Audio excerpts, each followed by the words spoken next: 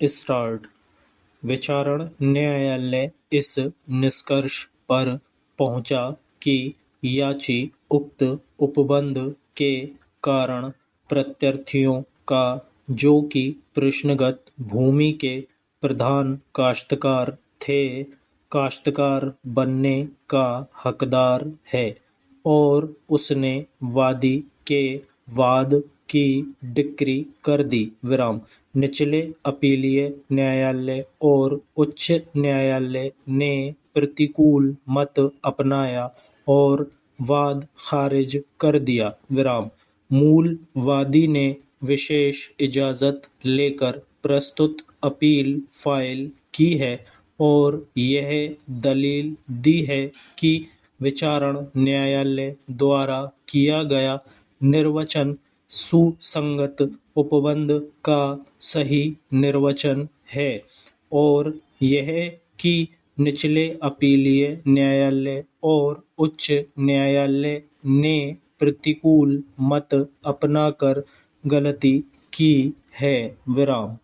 जहाँ तक तथ्य तात्विक हैं, उनके बारे में विवाद नहीं है। सभी न्यायालय इस निष्कर्ष पर सहमत हुए हैं कि याची मूल काश्तकार जीतराम का, जिसकी मृत्यु निस्संतान हो गई थी।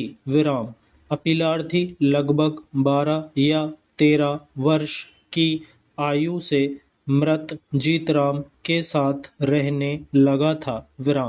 उसकी रसोई जीतराम के साथ ही थी और साथ ही निवास भी करता था।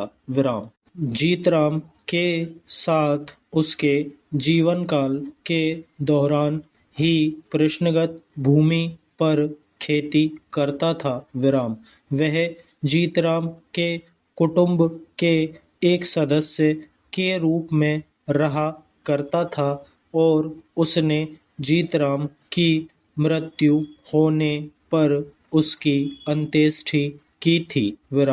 इसके पश्चात वह जीतराम की विधवा की देखभाल करता रहा।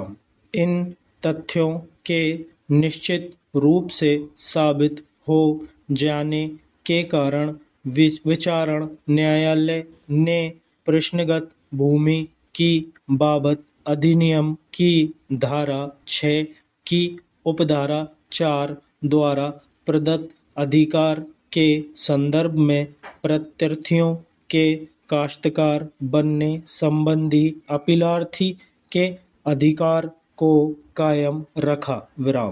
उपरोक्त उपबंध के विश्लेषण से यह प्रकट होता है कि उक्त उपबंध के अधीन काश्तकार के रूप में मान्यता देने का दावा स्थापित करने के लिए किसी व्यक्ति को यह अवश्य ही सिद्ध करना चाहिए।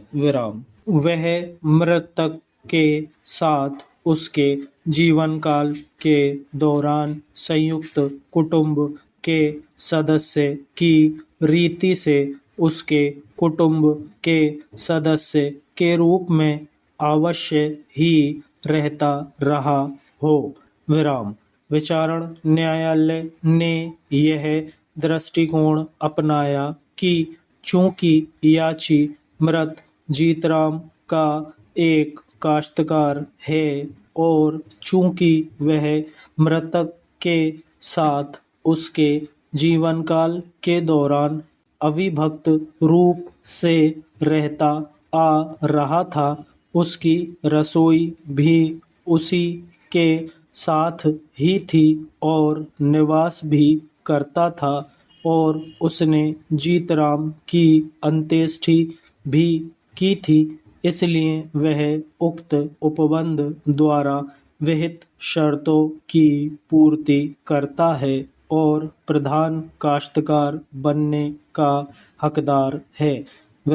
निचले अपीलीय न्यायालय और उच्च न्यायालय ने यह मत अपनाया है कि अपीलार्थी की रसोई का मृतक के साथ होना और निवास करना और कृषि करना ही पर्याप्त नहीं है। विराम। यह अवश्य ही दर्शित किया जाना चाहिए कि वह वास्तव में अविभक्त कुटुंब का सदस्य था। विराम। उच्च न्यायालय ने इस तर्क से समर्थन प्राप्त करने की इप्सा की धारा 6 की उपधारा 4 न केवल हिंदुओं को बल्कि मुसलमानों और ईसाइयों को भी लागू होती है। विराम। उच्च न्यायालय के प्रति सम्मान व्यक्त करते हुए उसकी यह धारणा करना पूर्णतः अनुचित है। विराम। समाप्त।